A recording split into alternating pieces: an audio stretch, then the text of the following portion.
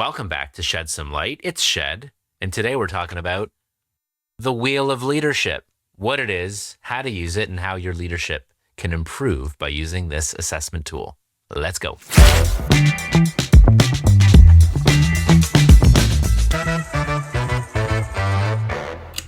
It's a week between when we recorded episode 1 and 2, but hopefully you're hearing it sooner than that.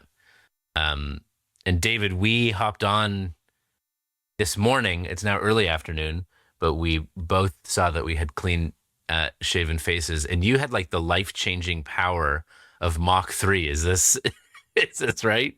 Yeah, we'll have to look back at the other video to see if there is a distinction or if it's just in my mind. But it feels, I bought a new razor.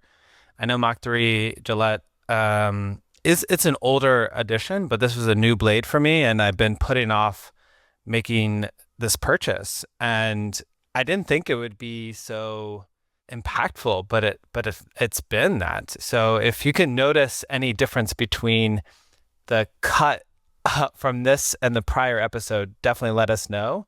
But I'm feeling it. I'm even more excited for this conversation because I'm feeling Transformed, yeah, evolved, yeah. Well, so here's the fun connection that I knew we would just fall into. Today we're talking about the wheel of leadership and how we can transform and grow and evolve as leaders. You've experienced the life-changing, transformative magic of Gillette Mach 3, the best a man can get. We don't yet have sponsorship, but hey, that's just, a little teaser out there. I'd be down for some free razors. But we are both clean-shaven, and we're ready to bring you episode number 2, The Wheel of Leadership. Shall we do it? Let's do it.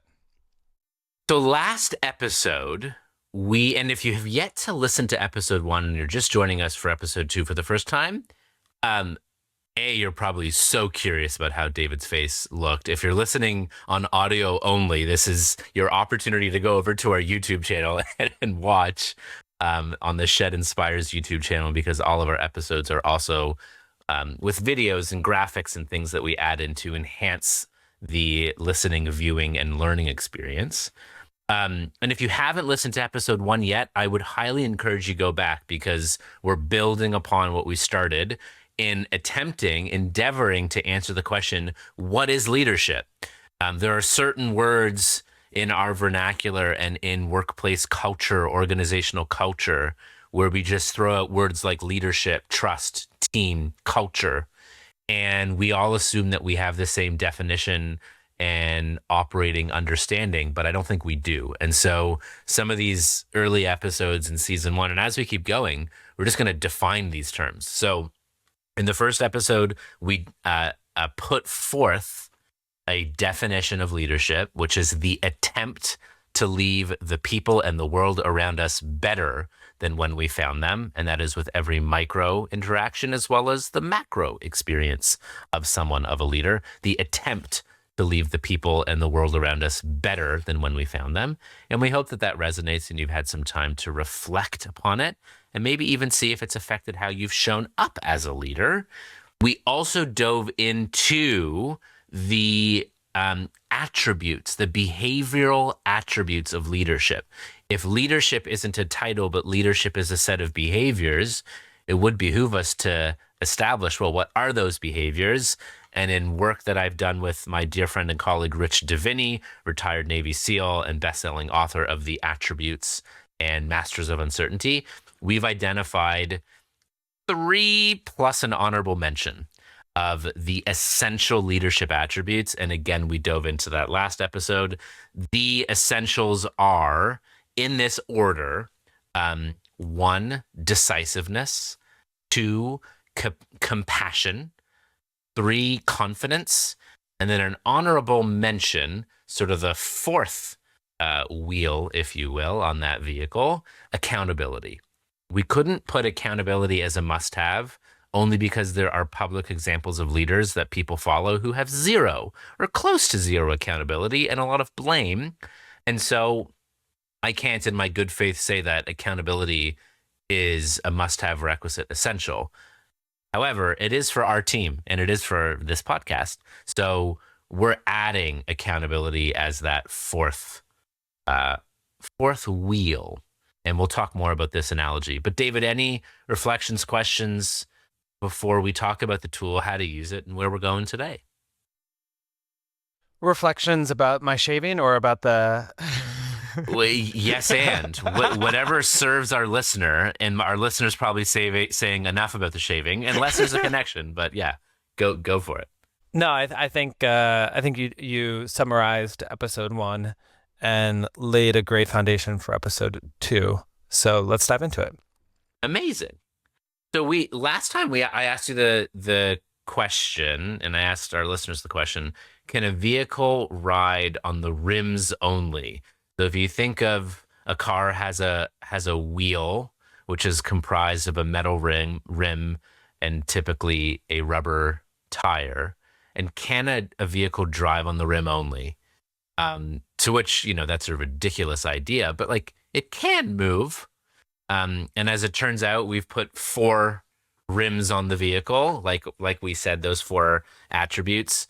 And if you want a deeper understanding and definition of those, go back to episode 1. We also have the definitions in the tool that we're providing as well, called the Wheel of Leadership, which you can check out and download on our website, Shed Inspires, SHED inspires.com/tools. So you can follow along with us as we go through. So those are those 4: decisiveness, compassion, confidence, and an honorable mention of accountability. But what makes a vehicle ride smoothly and for a long time is a robust, inflated, healthy rubber tire. And though we're putting forth that there are these requisite leadership attributes, based on the context, based on your personality, based on what's needed, we also have a makeup of these other attributes that can enhance and add. Though they may not be required, they are nice to haves or add-ons. And when you have a lot of them, I think you can be a really robust, well-rounded leader that can show up, serve, be effective in a multitude of areas. And some of us might be strong in some and not as strong in others. But what we've put forth here is, I've noticed, David, that in every single leadership development program ever, the first module is self, right? Self-awareness. What are my skills and strengths? What are my deficiencies, limitations, weaknesses? How can I build upon my strengths and solve and mitigate weaknesses? And so we've created this Wheel of Leadership tool, which is both intended, and I have it as a printout here, it's both intended as a self-analysis or a self-assessment tool, as well, with permission, it can be used as an evaluate another. And so our hope is that you actually download this, print this, use this as a 360 for yourself and others, and evaluate yourself and others on the essential and the contextual leadership attributes. Love. And for those watching on the YouTubes or on video, we have this wheel. So it's actually like an assessment tool, and you can figure out your levels, the levels and the health of your own wheel and tire. 1 to 5. 1 to 5, yes. Shall we share some of the definitions, how to use it, and we'll have some fun and unpack it and sort of role play some of the conversations that folks can have? Yeah. All righty. Okay, so here's how to use it. It has all the definitions of what we mean by each of the essential and the contextual attributes. So it has decisiveness, compassion, confidence, and then we have a whole bunch of contextuals.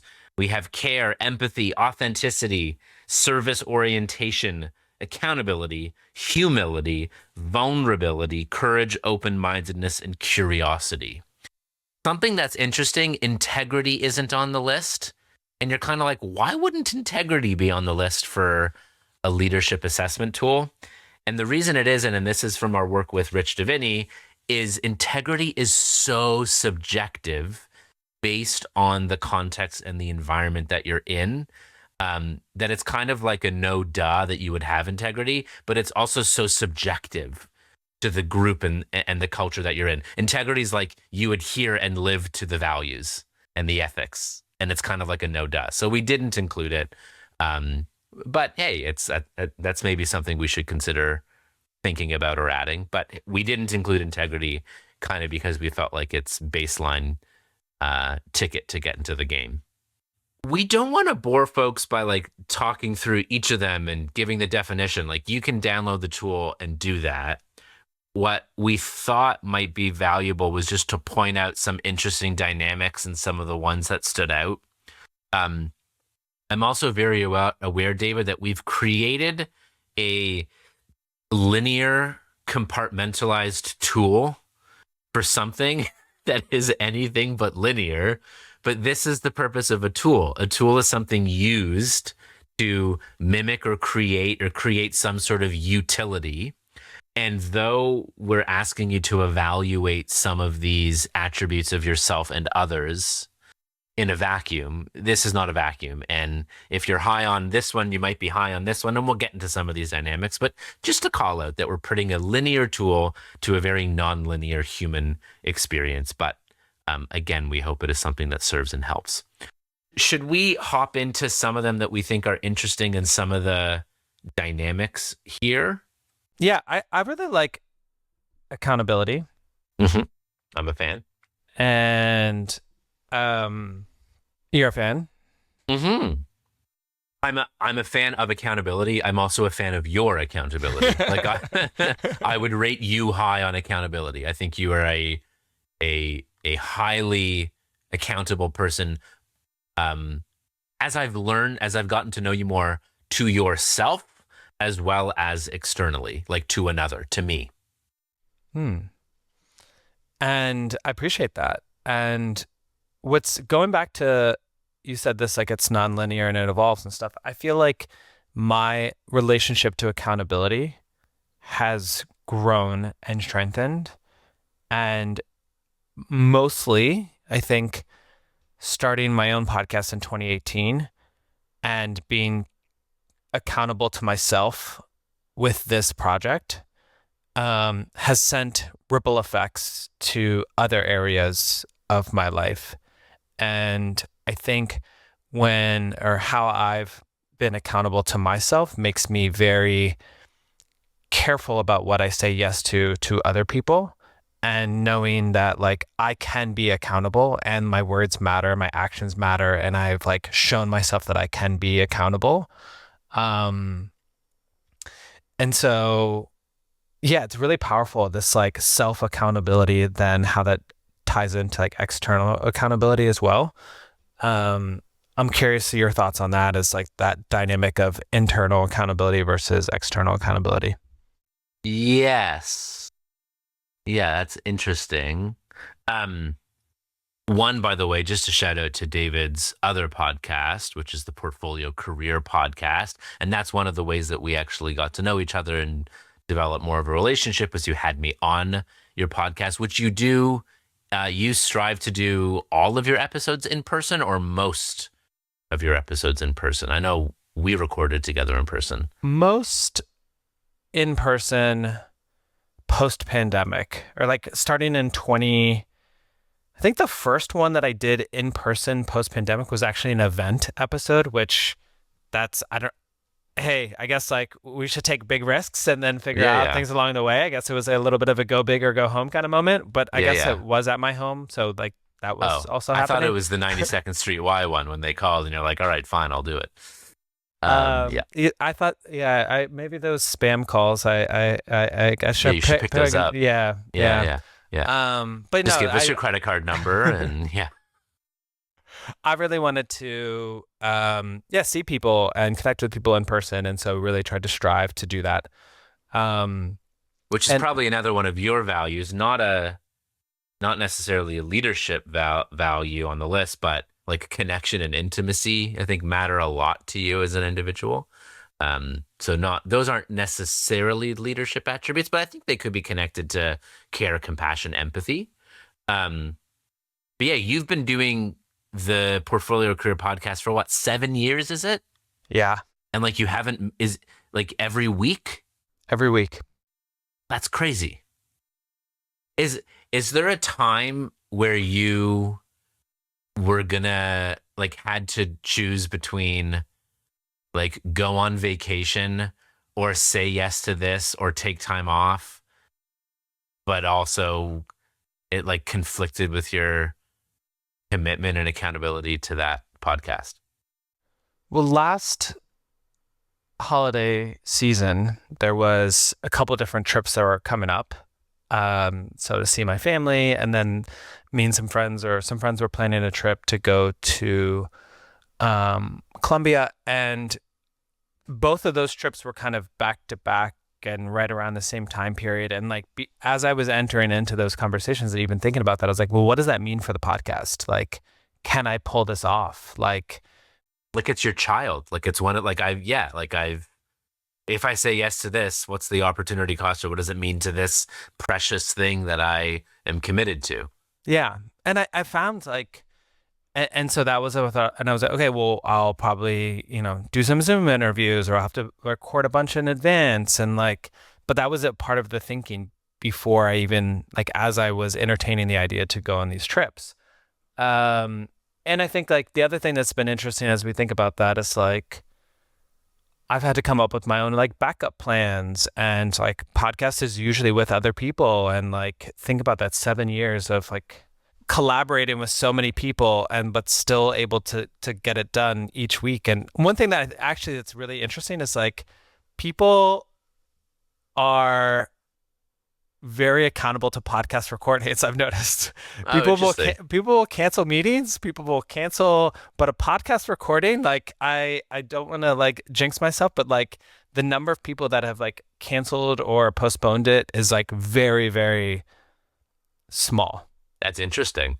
It's like when it's on the books, like uh, both sides are very accountable to that, and that's just been really, really special. And I like how this that vehicle like is also improves my communication skills and allows me in like connection with other people. So yeah, I think that does this personal project is my attempt, I think, to make the world a better place, and Oh, is I love my that. kind of like leadership Contribution. contribution. Yeah. I love that. Um, a few things come to mind. One, I'm grateful that you're willing to do, at least as we start here, most of these episodes remotely, as I know it is. I mean, you and I have a close relationship and a great friendship, even though we haven't spent a ton of time together, and we've known each other for probably 3-4 years. 2021, I think, is when we first got Yeah, connected. yeah, cool. Well, we'll label it 4. Um, I'm grateful that you're willing to do this podcast in this way.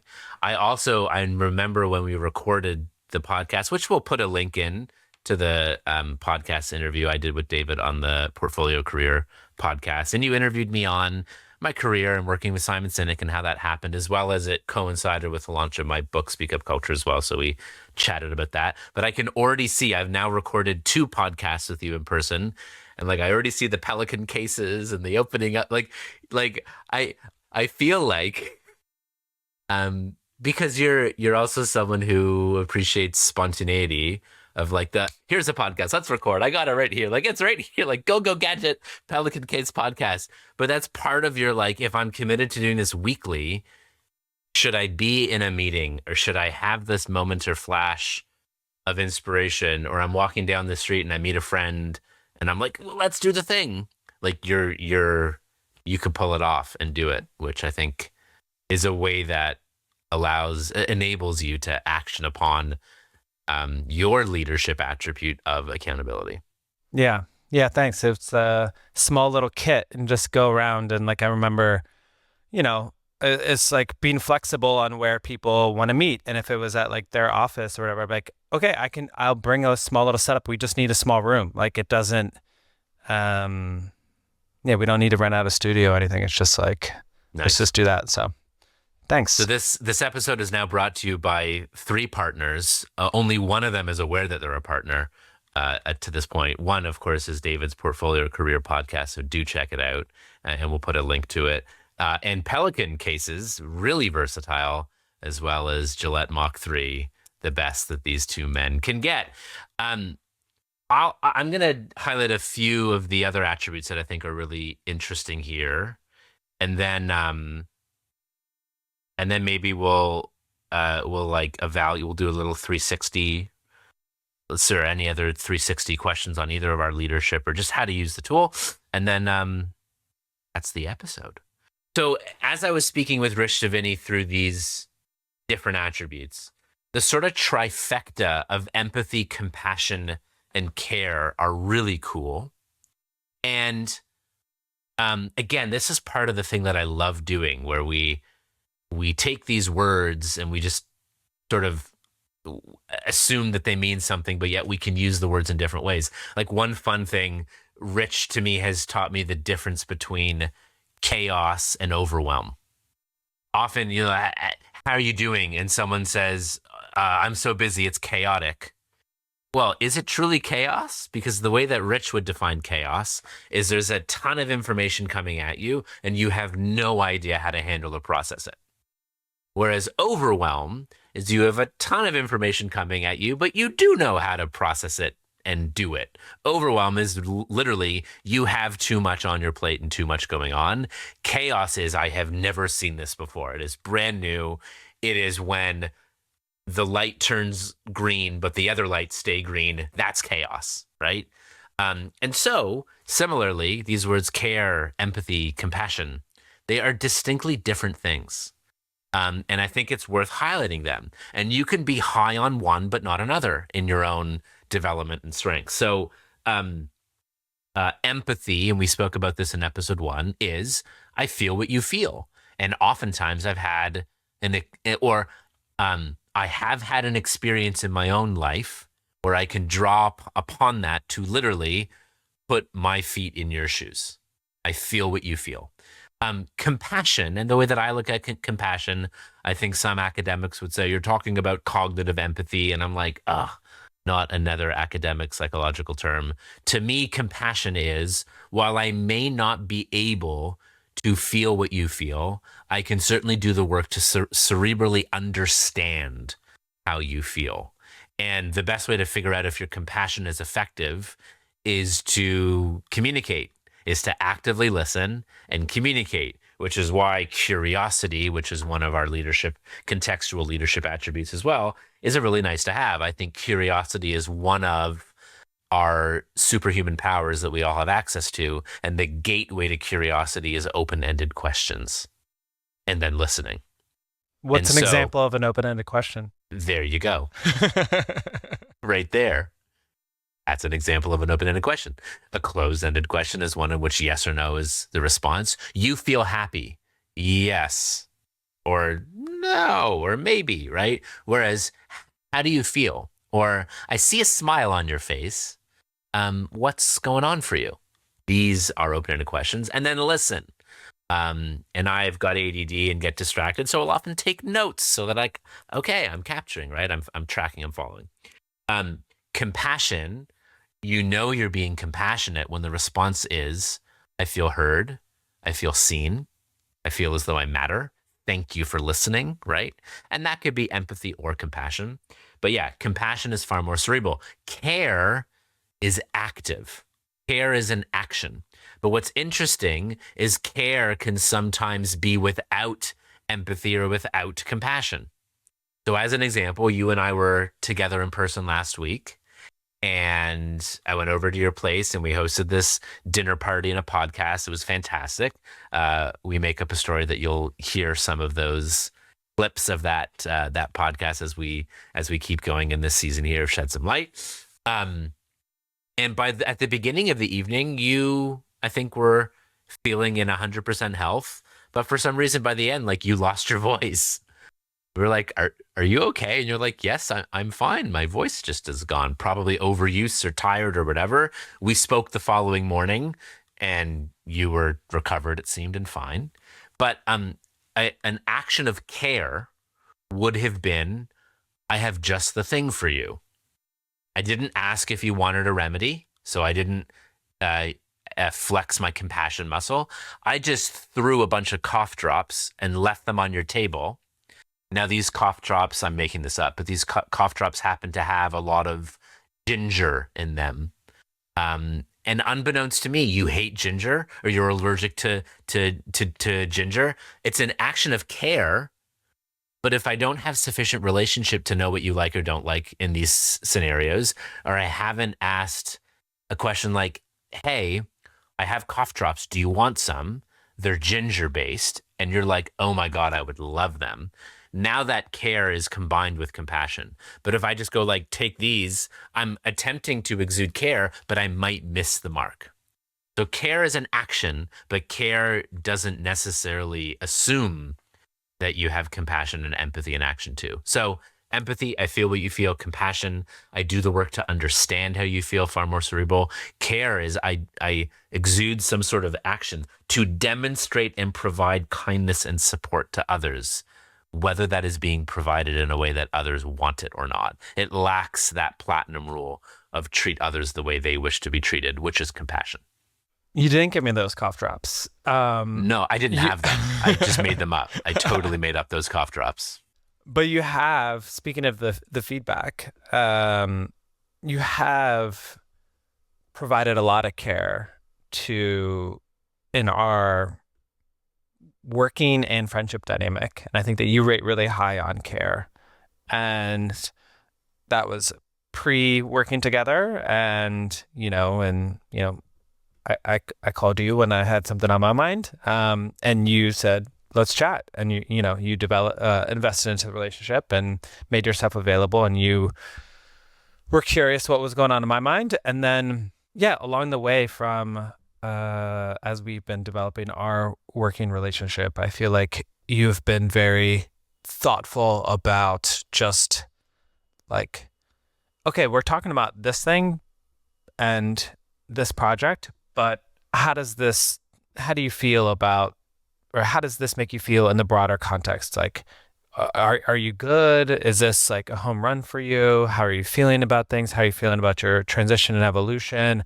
And not just once, it's like multiple times you've done this. And I feel like because you've done it multiple times, I do feel very comfortable sharing with you about like legitimately, like, how do I feel about this type of stuff? And that goes a long way, especially yeah, I feel like it's gone a long way for me, and I would love to see that type of leadership in workplace more. Thank you very much. It is complete and utter manipulation, and it is completely insincere. So I'm glad it's working. No, thank you very much. That means a lot, and it is sincere. What's interesting, because when we were preparing for this, you had a question around thoughtfulness. Do you remember that question? What's the difference, if there is, or the distinction between thoughtfulness and care? So, okay, this is really interesting. So what's interesting is compassion might. So, okay, this is really fun. Let's figure this out together. So one is, I can be thoughtful but do nothing with it. When thoughtfulness is combined with care, now I think you're exuding or you're exhibiting a caring behavior with thoughtfulness, with compassion. That's where I think we have some fun. So to me, care plus thoughtfulness is like care plus compassion. Not only, so again, care to demonstrate and provide kindness and support to others, but doing it in a thoughtful way is, this is what I know about David. Or I can say to David, hey, when I've been in this scenario that you've been in, these are some things that I've found helpful. Is that of interest to you? I think care without compassion or care without thoughtfulness could be shallow or empty or self-focused rather than other-focused. But I think care with thoughtfulness is care with compassion. Nice. Or care with empathy. And yeah, fun. Good fun. And again, I highlight compassion as essential and empathy as contextual, because I don't believe that we can access empathy at all times for all scenarios and all people.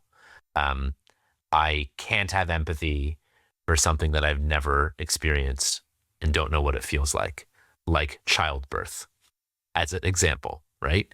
I've had a front row seat twice, but I can't, Are there any other of these? Oh, yes, I want to highlight one more. and then we can land this plane. Does that sound good? Let's do it. Okay. There's one more which is really interesting. And again, as you go through and begin to evaluate yourself and others on these attributes, honesty is a great policy, as well as honesty with self and others, as well as getting multiple data points. The evaluation scale we created on the Wheel of Leadership is a 1 through 5. And I detest Likert scales that have absolutes like always and never. I'm like, really? Come on. And so I've solved for that, which is 1 is almost never. 2 is rarely, 3 is occasionally, 4 is regularly, and 5 is almost always. Because let's face it, we are fallible, imperfect human beings. I do not exude compassion, empathy, care all the time, 100%. Like, yes, I too can be an a-hole. It happens, right? But do we recognize it, understand it, own it, get better, correct? And so as you go down the list of the attributes and the prompts, you put a score. Obviously, a high score is good. And the low score means room for opportunity, room for development, room for improvement. One of them, where we discussed with Rich that I thought authenticity would be a requisite leadership attribute. But as it turns out, it's not. It can be a nice to have, particularly if you are like leading activism. If you're like an activist and it is essential for your cause to be loud and proud and vocal, it's probably really important to be a 4.5 or a 5 on authenticity, or at minimum a 4. But some like authenticity, as we define it with Rich, here's the definition: to the degree to which a person's actions are consistent with their beliefs, values, and desires, despite external pressures. The degree to which a person's actions are consistent with their beliefs, values, and desires, despite external pressures. Good to be high on authenticity, but sometimes leaders, again, I'll lean into my friend Tim Spiker, leaders are inwardly sound and others focused. Sometimes the effectiveness of a leader, they will intentionally are willing to lower their authenticity just a little bit so that they don't have to shine their true character and colors. They can actually diminish it a little for the sake of connecting with another person. This is, the example of a senior leader going to frontline factory, but choosing to get out of their Armani suit and take off their Rolex. Even if that's their authentic self and how they feel most comfortable with their own values, desires, and beliefs, they go, wait a second. If I bring that to this group, I think my credibility and my effectiveness to serve them will lower. I'm putting on jeans and I'm putting on my Timex. That's what's up. And that is an intentional lowering of authenticity to be more effective at connecting compassionately. So that's just a really interesting one where you would think all leaders should want to be 5 out of 5 on authenticity. And it's actually, sincerity to actually be willing to lower one's authenticity to connect with their constituents or to connect with the people that they're supposed to serve. Thoughts? So interesting. Yeah. And here's the thing. Sorry, I know you're going to say something, but it just came to mind and ADD can't help. You got it. If you are someone who is 5 out of 5 on authenticity, again, these things are not linear. It's interconnected. It's a full picture here. You can also be high on another attribute or lean into another attribute called compartmentalization, which you are willing to put parts of you aside to be more effective here. Compartmentalization is it's married well with empathy. I recently met a senior technology leader in London, UK, female, and we were talking about empathy and how she has been given the advice to be less empathetic as a leader, to which she's like, but I really like empathy. Like, it's who I am. And she's like, I was just crying with one of my direct reports who's, a 50-year-old burly man about a struggle he's going through personally, and we shared tears. But I asked her, did you bring that emotion to your next meeting? And she's like, no, when it was done, it was done. I moved on. I thought about it later and reflected and processed. But that to me is healthy operating empathy because you have compartmentalization as well. And again, compartmentalization is the ability to put like, okay, I'm having a hard time at home, but when I show up to work, I'm here, right? I don't have high compartmentalization. If I'm having a hard time at home, it shows up at work and vice versa. That's just who I am. I'm not high on compartmentalization. But if you're high on compartmentalization, you can also be high on authenticity, but then go, you know what? I'm going to lean into my compartmentalization. I don't need to show who I am with all of my being right now, because it will actually get in the way of my effectiveness in the attempts to leave the people in the world around me better than when I found them right now. Boom. Fun stuff. Neato gang. Neato gang. David. That's me. We have taken a trip around the Wheel of Leadership. Of course, we all want to be 5 out of 5 on all the things, but we're not. And there's going to be opportunities for us to improve and develop all the time, or something that we thought was a strength we sort of let slip, and there's opportunity to get better with it. But that's the tool. That's the Wheel of Leadership tool. It is at this moment, it is a low-tech assessment tool. Maybe it will become more high-tech as we go. If you're interested to check out the tool and use it for yourself as a self-assessment tool, to invite that other members of your team, organization, friends, family, others evaluate you on your Wheel of Leadership, both the essential and the contextual attributes, go check it out, download it. And you can download it for free. We also have the tool on Gumroad. So if you want to provide a contribution to help us fund what we're doing here at Shed Some Light, you are welcome to, but it is available to you for free at shedinspires.com/tools. We'll be back for more soon. This has been episode 2. Any other closing thoughts or words for you, David? Gillette, if you're listening, say hello. Yeah. Come at us. And we want to know how you're using the tool, mostly. Oh, which tool are we talking? Which tool are we talking about? Yeah, let us know your experience using razors, all you out there, both, however you identify. You don't need to be a man to use razor or Gillette, but apparently, in their words, it's the best a man can get. So let us know if it is, and let us know if this Wheel of Leadership tool is effective for you. Please reach out to us on the socials. Via email, team@shedinspires.com. Until next time, team, keep leading, keep listening, keep making it safe and worth it for the people around you to use their voice to speak up. And we hope that what we're bringing you here helps to make you and those around you better leaders and worth following.